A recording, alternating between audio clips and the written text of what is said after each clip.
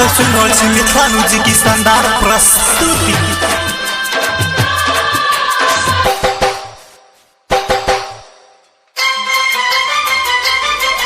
छाती पर लिखे छियो नाम, छाती पर लिखे छियो नाम, जरल सिगरेट से। छाती पर लिखे छियो नाम, जरल सिगरेट से।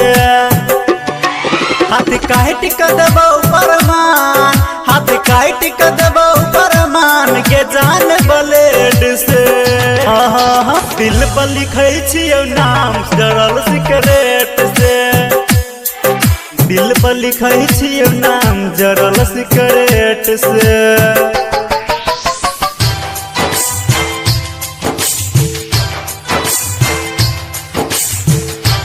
छाती पर लिखे छियो नाम, जरल सिगरेट से।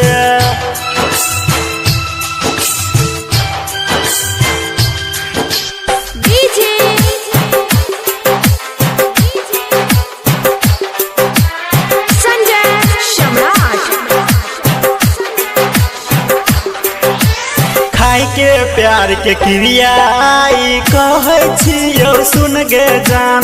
भूल जेबै भगवान के पर हम भूलबो नहीं गे तोहर नाम। खाई के प्यार के क्रिया आई कहे छियो सुन गे जान। भूल जेबै भगवान के पर हम भूलबो नहीं गे तोहर नाम। तोरा प्यार में हम घर छोड़लियो गे, तोरा प्यार में हम घर छोड़लियो गे। नहीं तोरी है हमार विश्वास, तू दोसरा में सैट गे। दिल पर लिखे छियो नाम, जरल सिगरेट से। छाती पर लिखे छियो नाम, जरल सिगरेट से।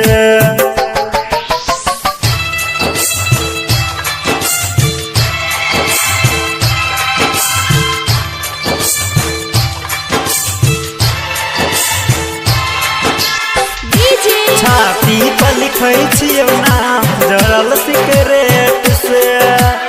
संजय सम्राट।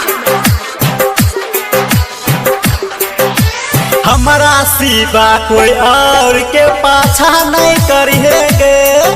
आशिक के कोई प्यार में धोखा नहीं दिए गे।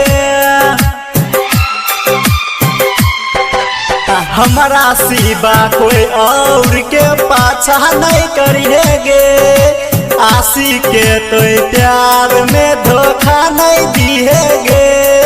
नहीं भूलिए कबो जान तू प्रमोद बेदर्दी के। नहीं भूलिए कबो जान तू प्रमोद बेदर्दी के। मर जतन सनू अंकुश बिजली में सैट के। छाती पर लिखे छियो नाम, जरल सिगरेट से। गई दिल पर लिखे छियो नाम, जरल सिगरेट से। हाथ काट के देबो परमान, हाथ काट के देबो परमान के जान ब्लेड से। दिल पर लिखे छियो नाम, जरल सिगरेट से।